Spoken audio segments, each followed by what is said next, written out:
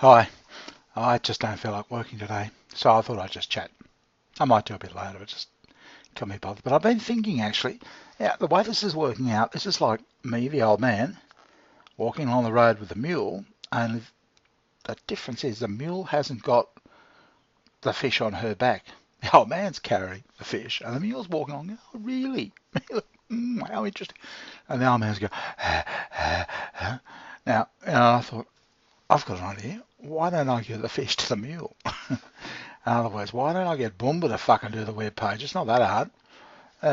But anyway, I guess you wouldn't have a passion. Besides that, you don't have a house or a car. So how on earth could you do a web page? Anyway, it doesn't matter. I'll get there eventually. I just don't feel like doing it today. No. Anyway, I thought I'd give you a bit of a background to where all this left brain, right brain may have started with me, because it happens with us all. You know, we use it in sport. We use it in all manner of thing. Uh, as I said, driving and the sort of typical things. We don't all learn to draw, but I mean, we all have skills that require the left and the right to work together, right brain. But anyway, after my father died, well, way back in about 1975 or something, 74 was it? I can't remember. I was 21, 22 or something, and I was living in Sydney, I just wanted to get out. So I went up to a place called Bowen, and I picked tomatoes for a year. Oh, hard prick of a job. I'm not even certain they do it anymore. But the tomatoes, they're in bush tomatoes, and they grow on the ground, and you have to sort of touch your toes all day.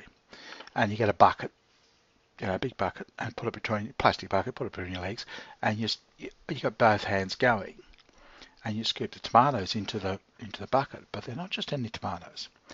No, they're green tomatoes, so that's not a problem yet. You can know the difference between green and red. Can't be any red on them, because by the time they come down from Bowen all the way down to the big markets down in Melbourne and Sydney, they'd be blood red and rotten by the time they got to the market. So they had to be green as, but they had to be mature, not immature.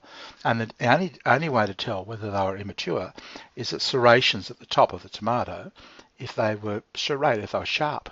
You run around, where the stem goes into it.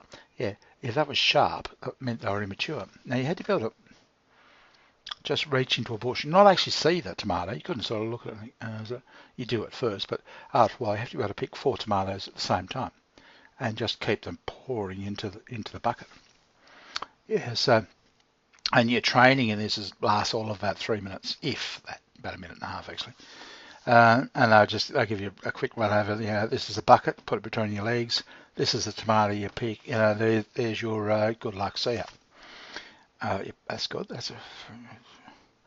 And by an hour later, you've gone 3 bushes and you've got no idea what you're doing. Your legs are shaking. But that's Australia. That used to be our training, our typical training thing, and your knees quivering and everything. And the farmer said to it later, Bob, we just didn't think you'd make it to morning tea. Well, we thought you had no chance. Yeah, not surprised. Yeah, but anyway, I made it, and I got up to, I think the best I did was 140 tins in a day. Just about killed me. And I was living in a tent that had broken. It was upside down. I was just awful. Life was terrible. Yeah, there was a guy up there that could pick 400 tins, but he had a beer lined every 5 or 6 metres, so he was drunk the whole time, just pissed. Yeah, so anyway, that was my first sort of, and it was a prick of a job because you're touching your toes all day long. You can't talk, so your left brain has got to shut up, get out of there, and you're just picking these fucking green things, and it's just a prick of a job. So, but I did it. Anyway, I came back to Sydney and finished off a course, a hotel management course I was doing, and I thought, oh, fuck this. No, I don't work in a hotel. So there was a job advertised at the Sydney Futures Exchange, and I'd read a little bit about it in the newspaper, about futures, and my father was always interested in that sort of thing, so I knew I had some understanding of how futures worked. So anyway, the job was for this thing called a call chairman. I had no idea what it was. And I turned up, and I was the only applicant, so I got the job. Hardly surprising. And I started work, and I was pretty much I was pretty down at the time, but suddenly my life had found meaning and whatever. And I became this sort of auctioneer. I didn't come straight away. I watched how it was done. Oh my God, it took me a year to learn. Oh,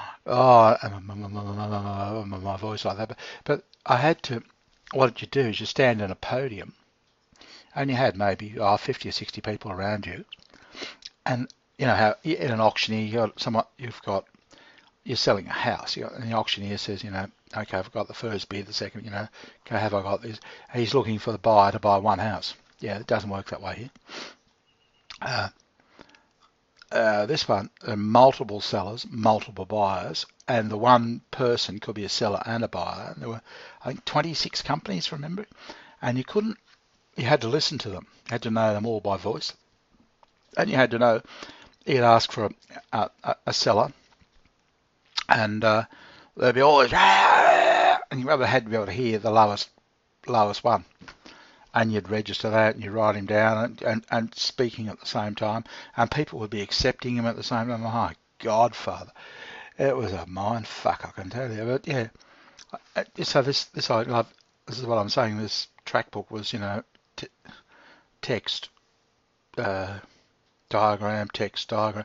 It was like that. My whole life's been this side.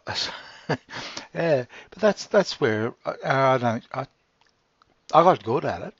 I was only a couple of us that got good at it, but I did. I learned the skill after being yelled and screamed at. And, oh, you would not believe how much they're bastards. Future traders are bastards, aggressive bastards, and they just dress you down like you wouldn't believe. But I got on top of it, yeah, and then they stopped the call.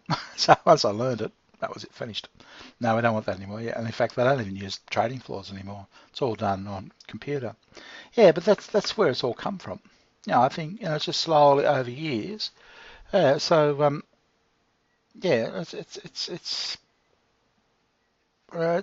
of the same idea. I was never any good at trading. Very few of the call chairmen were, for some reason. I was okay as a broker. I made good money as a broker, but I was really good as a call chairman.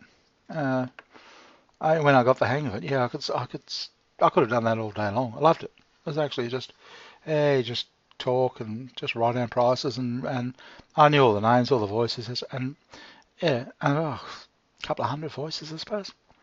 Yeah, so I learned how to, and I still do it to this day. I listen to people's voice, even on social media, like Pal Talk, or even on here. I know your voice without even hearing it. Yeah, your voice is very strong to me. Yeah. That's just an old skill. It's a strange set of skill set, isn't it? Anyway, I just thought I'd share that with you. Look, and as I said, I don't care if you watch this tomorrow, next day, whenever you're bored. Um, yeah. Now, about doing that web page, it'd be good, actually. Nice to you could do it. I'm kidding. I'll talk to you later. Bye.